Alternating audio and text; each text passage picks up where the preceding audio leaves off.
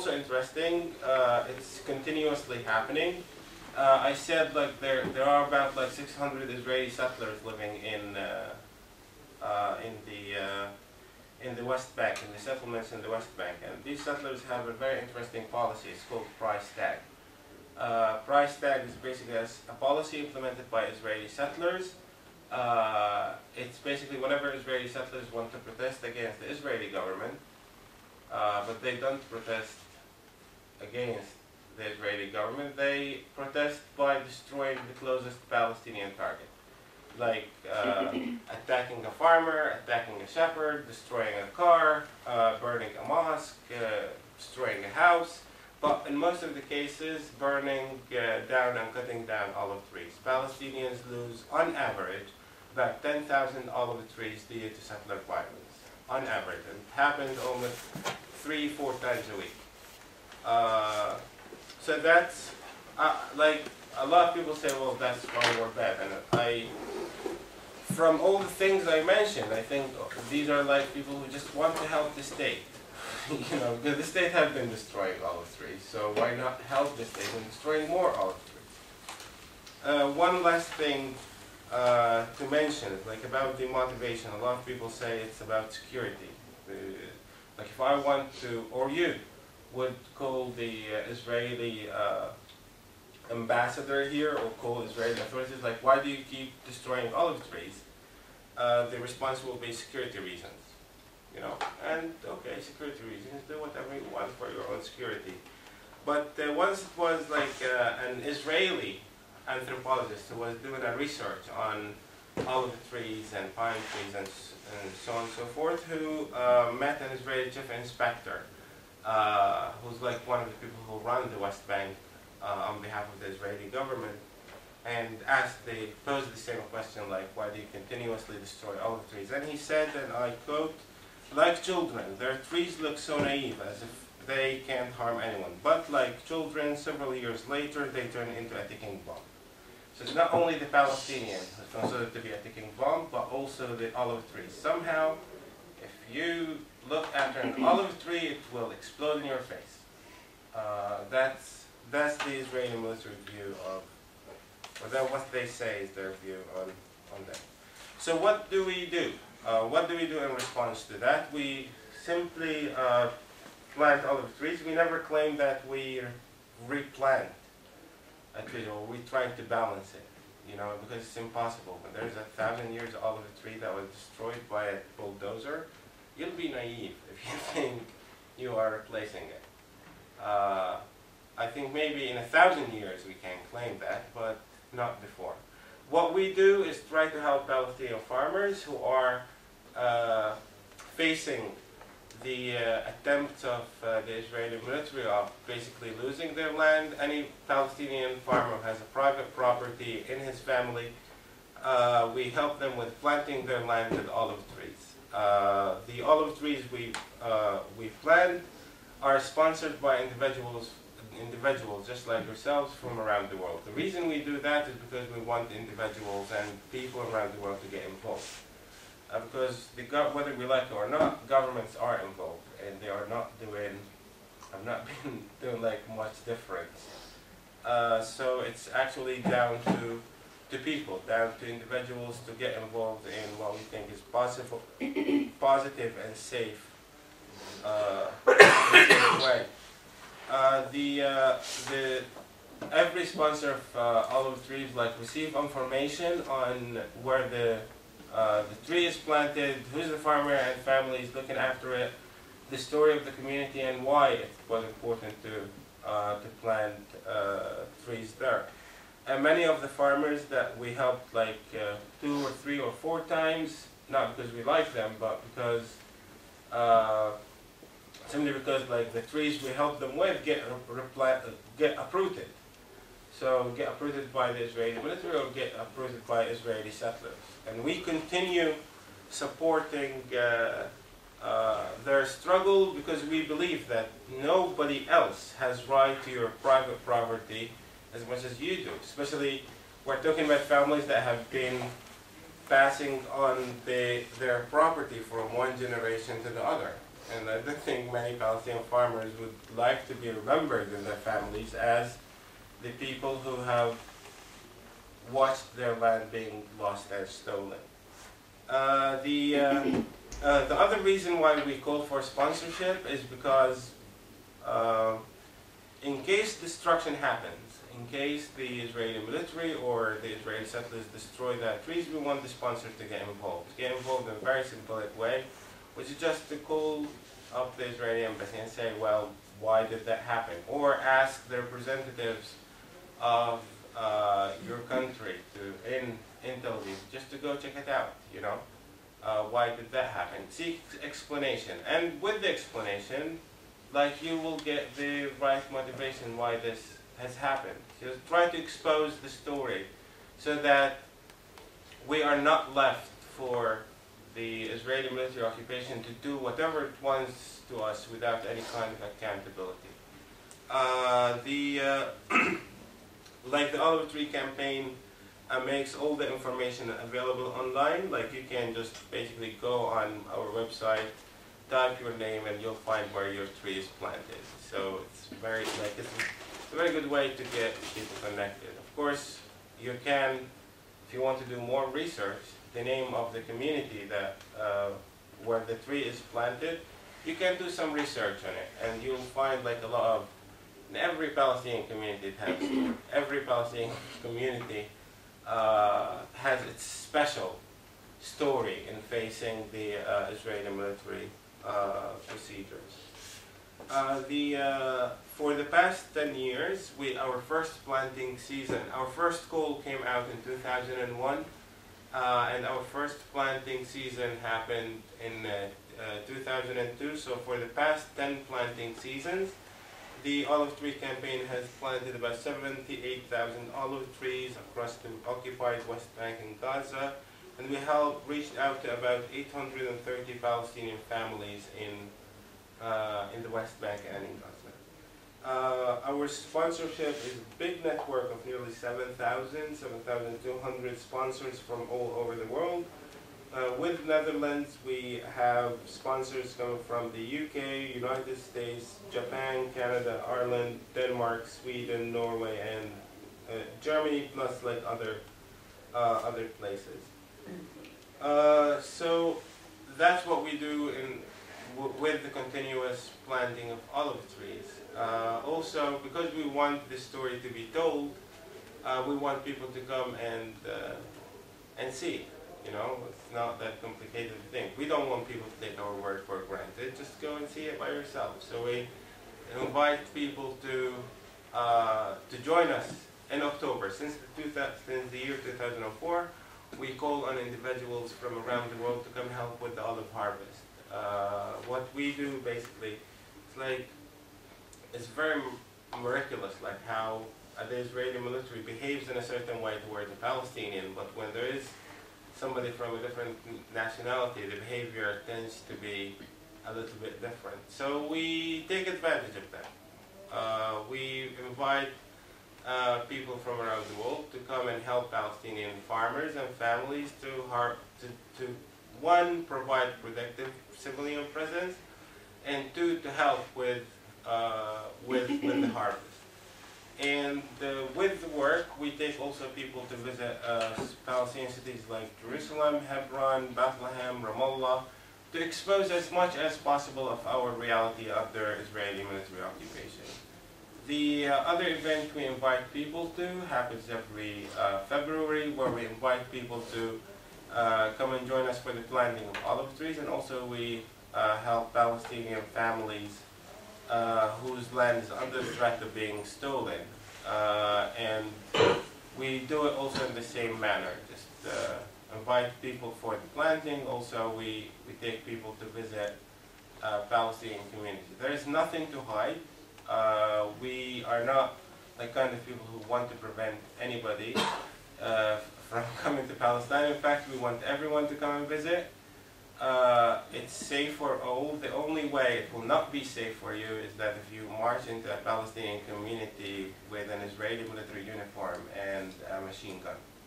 So I don't think you should do that. But come as a civilian, you are welcome. So that's That's all I have to say. Okay, does anybody have any questions? Iemand wilde nog vragen stellen? Yes. First, I'd like to thank you for your very good and clear and fluent, excellent presentation. Very good. Thank you. You have two small questions. You mentioned at some stage 10,000 olive trees. Was that per year, which is being Annually. annually? Right.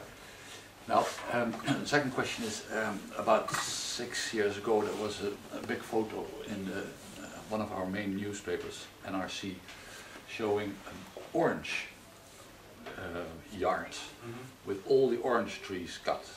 And my question is, can you tell us a little bit about the orange trees being cut by of Palestinians by Israel? Not like basically any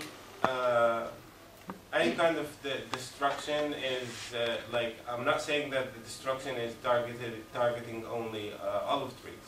I'm talking about people being murdered, houses being destroyed, and so on and so forth. It's just like one small part of what Palestinians are subject to.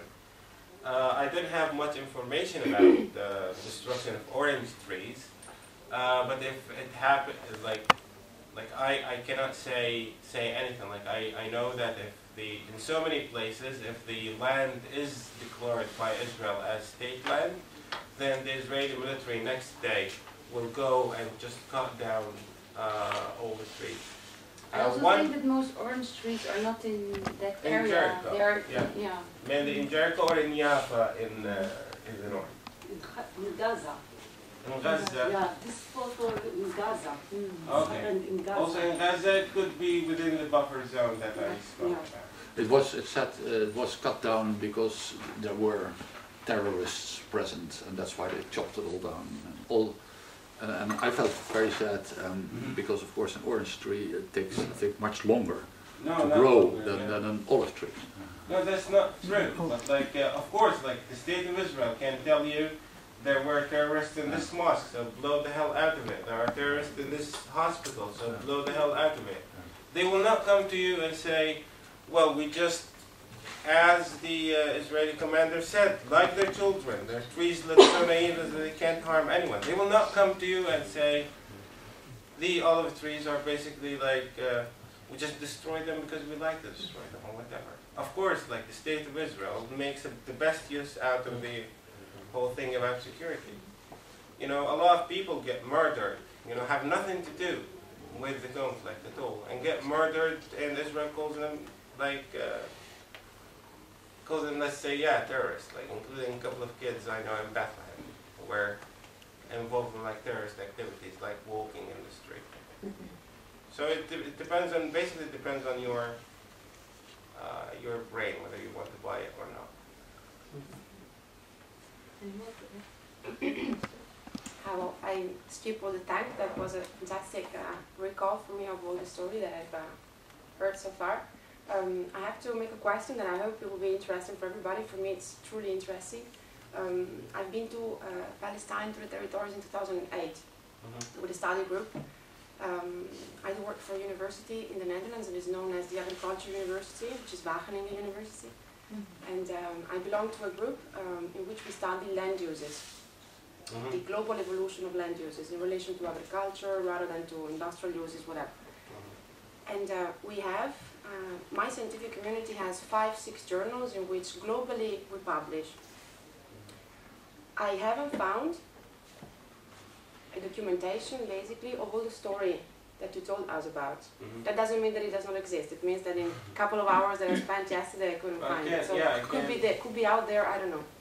But the feeling I always got is that there is a bit of a silence from the side of the scientific community regarding all that you described, which is a loss of land, a loss of cultural identity, a voluntary destruction of it through a certain way to manage land uses. So, to come to my question, at the local scale instead, like that means Israel versus Palestine, at the local scale, has the scientific community ever taken a position in terms of at least documenting what happens? It happens. Like I can refer you to some organizations who do not work about it in general. Like there are organizations who work on land issues, organizations work on the the water issue, the organization talk about like on the effect, the environmental effect of the Israeli wall. One thing I should I should mention, for instance, in terms of agriculture.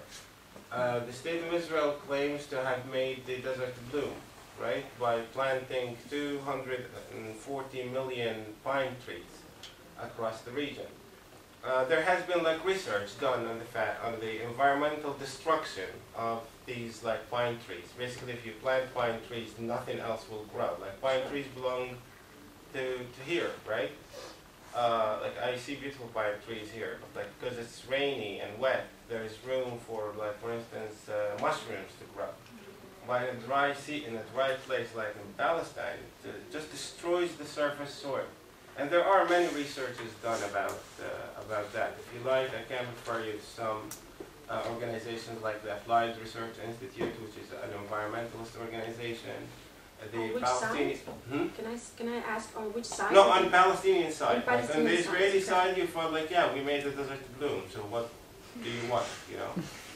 The Israelis said, like, when Palestinians speak about loss of water, the Israelis come to you and say, well, we built infrastructure for water in the West Bank, so the water is ours, and Palestinians are stealing it. You know.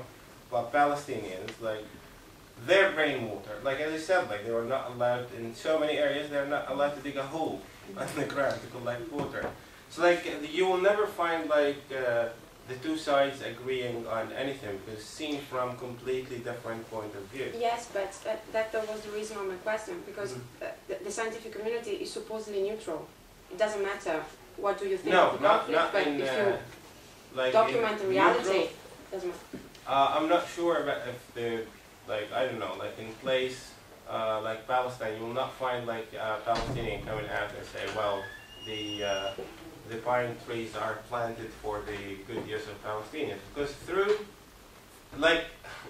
through our like history being under occupation, we learned that none of what Israel is doing is for the benefit of the Palestinians. Like speaking about also pine trees, we were working in a little community called Jab'a near Bethlehem, very small community.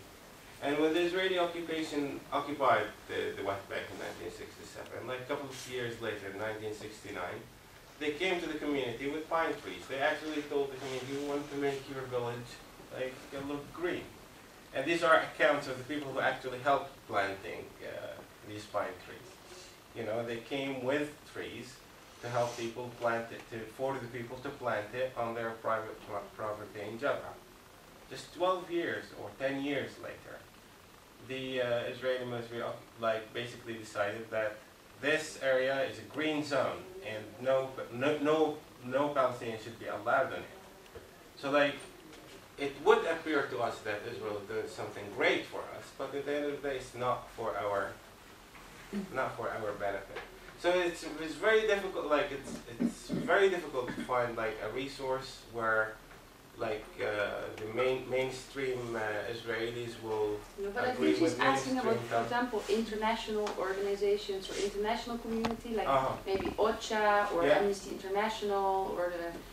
No, I thought she said like local, like Palestinian and Israeli. What I try to say is that at the global publication level, you do not find, or I haven't found, trace of all of this. But globally, land uses, it's a basic hard science classic topic. But I haven't found anything. So I was asking, I will formulate it differently.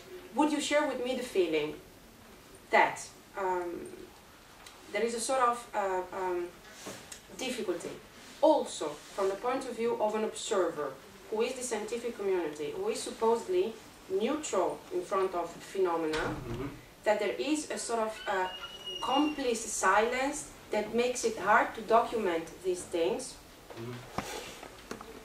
because of probably either bigger interests, I don't know, or because perhaps as a scientist you don't want to put your name onto such a burning topic. I don't know, it's just ideas. But what I couldn't trace at the global level, perhaps, and that was my question, might be at the local ground. Perhaps there are scientists on the ground in Israel from the Palestinian side or from the Israeli side who are trying to document what happens. and they're trying to publish onto it and to raise awareness onto it. As I haven't found it, I was asking if you know someone, because I would be personally interested to get in touch with them. I will be able to find like some resources for you, but I don't know if It's okay. like yeah, I'll be able to find like some resources for you, because like also the presentation I gave is not based on like on let's say one research that was made. Like you have like there has been like researches done on the effect of the Israeli settlement, and they brought something out of it. The land policies and land issue that I got something out of it. The construction of the wall. Like there's not like one paper that will explain to you every single aspect of Israel's destruction of land. I don't think like you'll find one paper. I have a very practical question. If you want to join all of the week in October, you have to travel by Israel.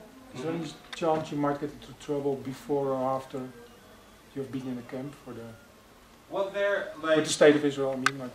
Yeah, of course, Palestinians have no control whatsoever over their borders. In order to come to the West Bank, you have to come through Israeli-controlled borders. And if you state that you are going to visit Palestine, it's taken as a provocation, and you are putting the state of Israel under some kind of security threat. One of the last events was like recently when some people from around the world wanted to come visit Bethlehem, and they said like, we are tired of coming through the airport saying that we want to come for pilgrimage, or not tell you that we want to come visit Palestinians. So we want to say that we are going to visit Bethlehem and help with the ruling of the school. The whole thing was seen as a provocation of the state, and was like the whole state was under high security alerts, and they deported everyone who wanted to come, and they put so many people in in detention centers awaiting deportation. A lot of people who make it to Palestine, and it's like very few, they prefer to say that they are coming to visit the Holy Land, you know? So it's basically like if you say that you want to investigate Israel's violation of Palestinians' rights as an individual, you'll be seen as security. So you are not allowed, what I'm telling you is like you are not allowed to know this. Like you are not allowed to know what Israel is doing to the Palestinians. You're only allowed to know what Israel wants you to know. And we see it in the media. So if you want to make it to the camp, it's maybe wiser to say. If you want to make it to the camp, it's maybe wiser to say you're just a visitor. Yeah, you are a visitor. That's the most used word. You're a pilgrim. Yeah, that's the one I use, I think. Okay, maybe we have a short break Well, for about 15 minutes. a cigarette break? Coffee break. Coffee break, cigarette break, a break. Maybe you can answer a question. Yeah. Oh yeah, well I can ask Okay. it afterwards, but Last question. last question, okay. Well, you mentioned that the olive trees you're planting is with families who are threatened to losing their land. Yeah. So there are no olive trees on their land, and you're planting them to make sure it's cultivated because of the Ottoman rule. That's one of the reasons we encounter. Okay. It's basically like we want the land to be continuously cultivated. Yeah, and other reasons to plant. If trees are destroyed, if settlers go and vandalize the property, if the Israeli military declares it as state land, and we want to support the legal means of the through legal means support the families, planting trees will be helpful. If the land is within the buffer zones that Israel declares on Palestinians' private property. So there are many reasons that we depend on when we go out and help planting olive trees on anybody's land. Yeah, okay, thanks. Okay, thanks. Yeah. Yeah, we'll take Break. a break. Okay. Thank you. Yeah, 15 minutes.